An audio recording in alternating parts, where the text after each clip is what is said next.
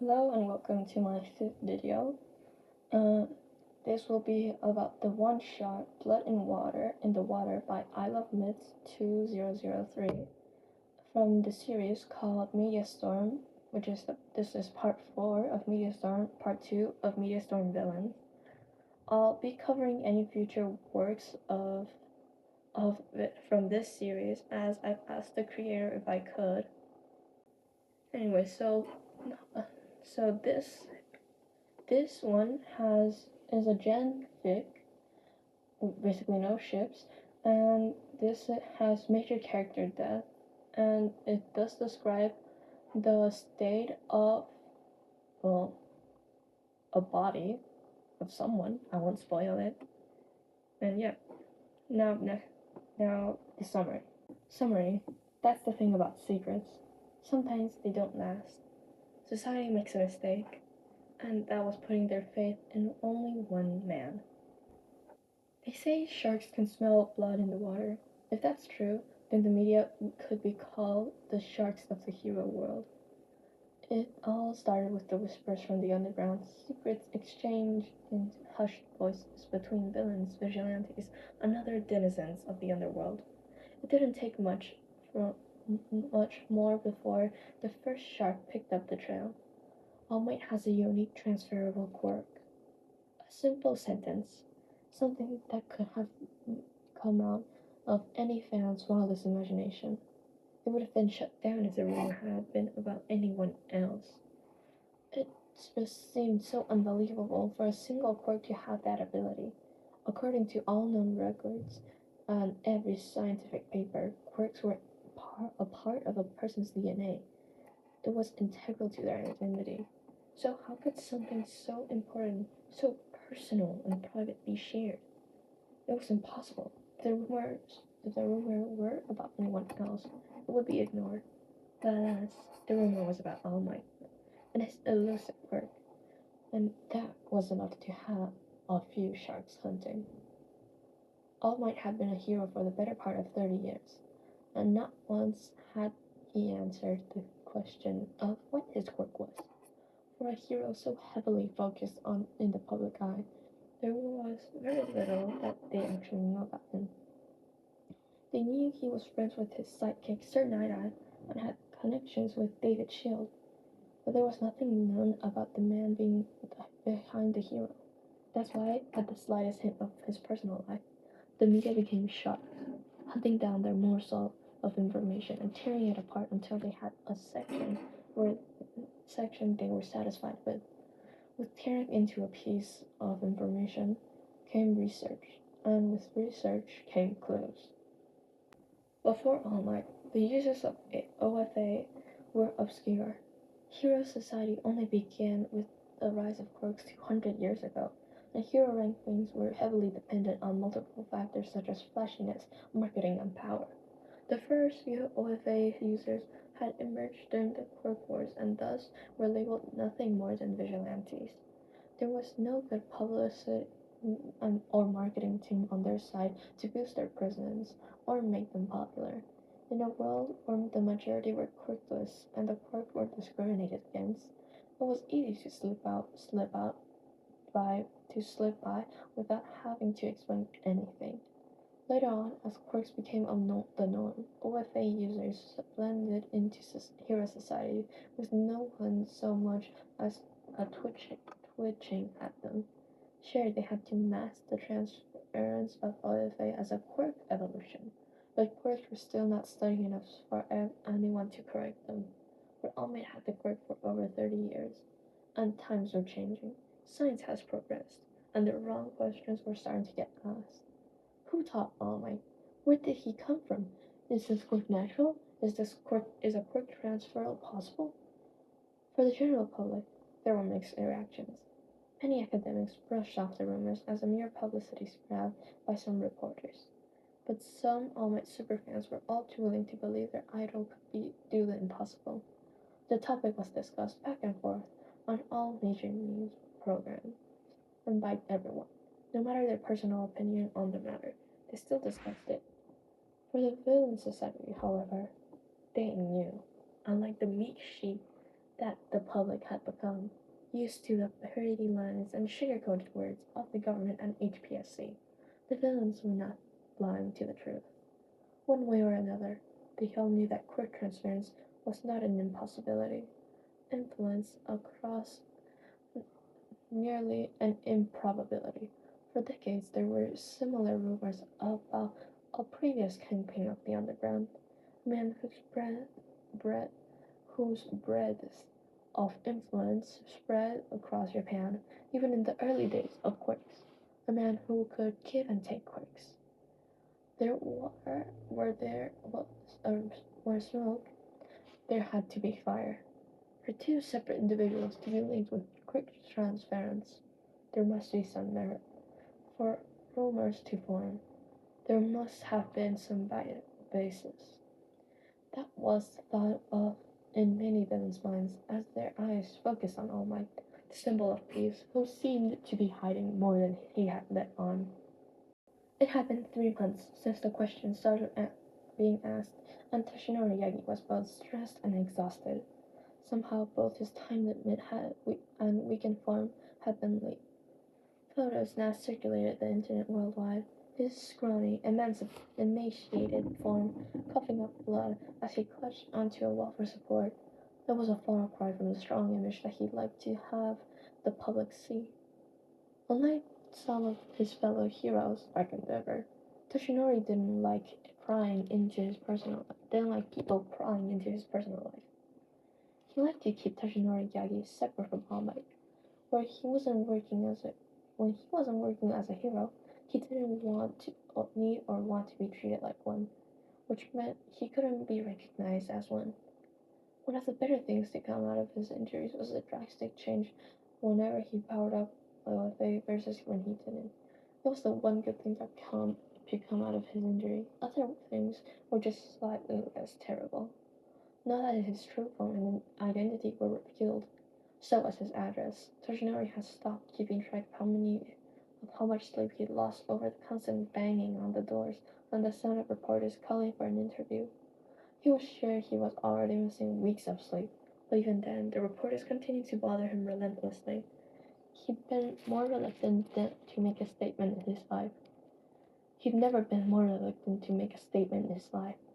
He'd taken to sleeping in his office at Light Tower in order to avoid the constant questioning and microphones shoved into his face. But it wasn't enough. Every time he stepped outside, it was like the world was staring at him, eyes trailing him even as he walked up to the convenience store and down the street. The whispers followed him as he walked down the hallway in his own agency. The Mr. Yagi that they knew was really All Might, their boss. The employees that used to pat him on the back and joke around the water station would stay silent as he passed them. No laughter or words of comfort about his day or well-being. The people who would ask him if he was okay or if he needed rest just stared at him like he was a stranger. It hurt. And it made him feel alone. Maybe he was, and maybe he never really knew them, just like how they never really knew him. The weight of OFA had never felt so heavy.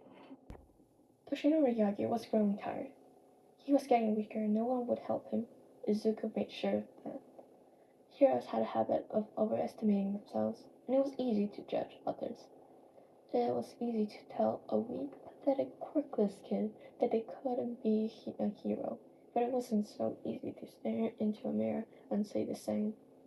All Might may see himself as an infallible hero who could do it all, but Izuku knew he couldn't. No matter how strong someone was, there was always a weakness, something that he could identify and exploit. The months after All Might had opened his eyes to the hypocrisy of the hero world, Izuku had spent countless sleepless nights doing his own research. Surely, All Might must have been wrong, right? All Might was lying. Yeah, he told the world that anyone could be a hero. There was no way that All Might would say that. He had to be an impersonator of some kind, right? That man must have been an impersonator. Yes, he had to be an impersonator. All Might would never say those things. Izuku had to alert the heroes. But more The more Izuku watched and listened to the interviews and focused on All Might, he couldn't help but notice that man looked just like a deflated All Might. From the way he held himself to the wrinkles on his face, that man was what Izuku would think of whenever he imagined a smaller version of All Might. And there were patterns. Izuku had always watched every All Might sighting whenever the hero appeared on the news. But now, with different eyes, Izuku could no longer look at the man with the same childish hero worship. Instead, he did what he did best. He analyzed. Like All Might had told him on the rooftop, it was clear that he was running on fumes. There was no way he could continue as the number one hero for as long as society needed him, because society will always need him. Izuku was shocked to realize how dependent society had become in the wake of All Might's debut. People felt so safe in All Might's presence. Heroes no longer bettered themselves in order to do their jobs. And why would they need to? All Might was always there. When Izuku made his own debut as a villain, he swore to open their eyes to the truth. All Might was the worst thing to happen to society, and society treated him the same way. Both were toxic and needed to be purged. Toshinori was on the brink of insanity. The media hounded him relentlessly, and despite his best efforts, they always managed to find him again. He had already moved apartment 5 times, and he'd forgotten how many times he'd changed his phone number. Even with the things he did in order to keep away from the reporters, he still got calls every day. At this point, he wouldn't be surprised if one of them had a tracking quirk and was just telling the rest where he lived. It was getting ridiculous. This is why his agency set up a public interview. He'd finally had enough. The stress he'd been through in the past few months was drastically decreasing his time with OFA, and he had to deal with it for another month. He'd die of a stroke before any villain could get to him, according to Recovery Girl. Now, standing before the media as Toshinori Yagi, his suit felt stifling. The weight of their gaze was crushing as they fired their questions at him, each hitting like a bullet wound. All Might, is it true you got your quirk from your mentor, Nana Shimura? Is your quirk transferable, All Might? Why didn't you report that to the scientific community before? It's groundbreaking. What happened to Nana Shimura? She was killed in a horrific battle, but there has been no record of a villain being captured. Can we get a comment on that? Was there a deal between you and Nana Shimura for you to receive her quirk like that? All Might, why can't you float like Nana Shimura? All Might, how long has your quirk been passed on?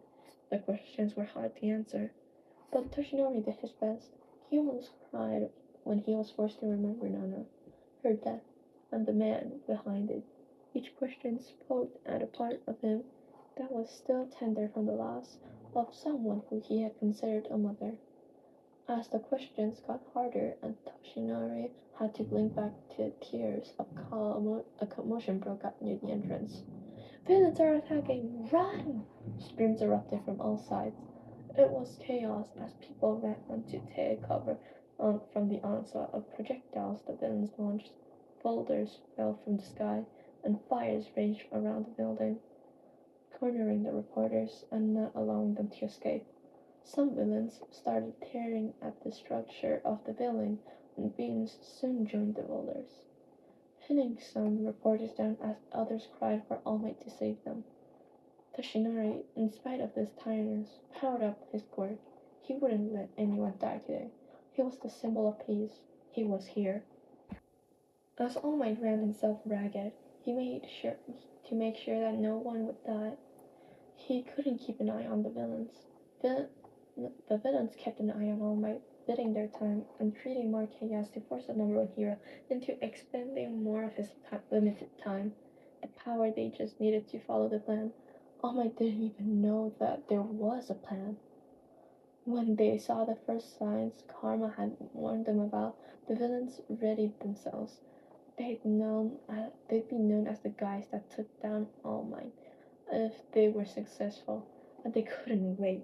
The patience was a virtue, and their ability to follow orders was the reason Karma had chosen them. They just needed to prove why they were worthy. All Might started steaming, and the villains knew it was time. Now it was really time to have fun. All at once, the villains bombarded All Might with their quirks. The hero was forced on the defensive, careful to make sure that none of the reporters could get caught in the crossfire. All Might, save us! All Might! All Might! All Might! All Might! All Might! All Might! All Might! The voices of the reporters bounced off the rapidly crumbling walls and assaulted him from all directions. With so much going on, he was unable to pinpoint where the screams originated and who to help. The villains took advantage of that. Just as the steam coming off of All Might's body grew denser and the hero's face became more strained, the first villain struck. Hardened spikes erupted from the floor and dug into the hero's side, hurrying themselves into his flesh and causing All Might to spit on a mouthful of blood. The steam turned a pink color. In a flash, All Might disappeared. There, where he had stood now, was Toshinori Yagi that was rapidly losing blood.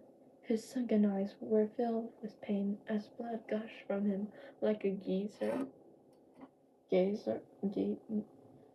through his obvious agony. The man still had the audacity to grit his teeth in an attempt to mimic his usual smile. You won't get away with this, as he struggled to dislodge the spike from himself. Toshinori Yagi began to pull at the spikes with his bare hands. The pain no longer even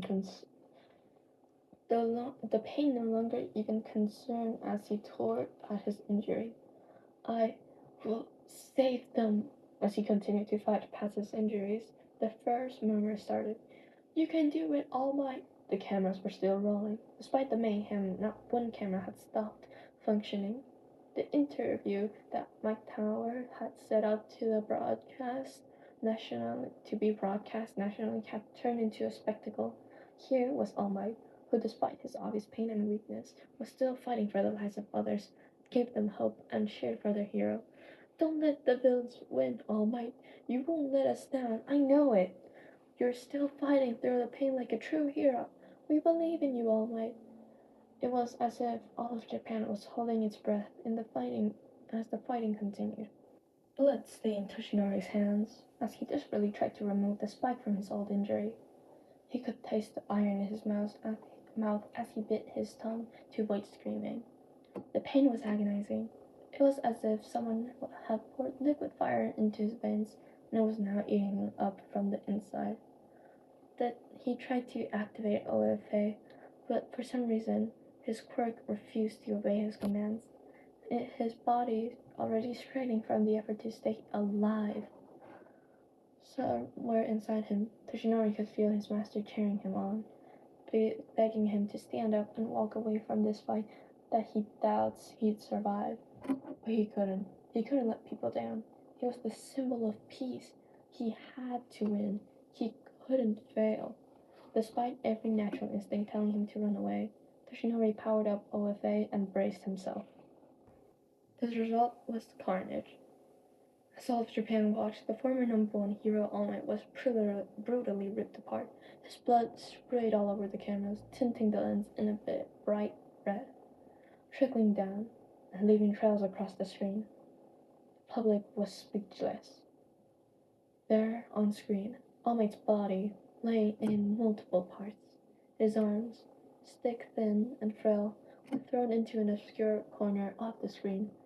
His legs were in a similar state, tore from his torso and dangling from the rafters, fire eating at the flesh as it consumed the wood. His torso lay on the floor, the chest cavity dug open, and his heart pulled out to rest outside of his chest.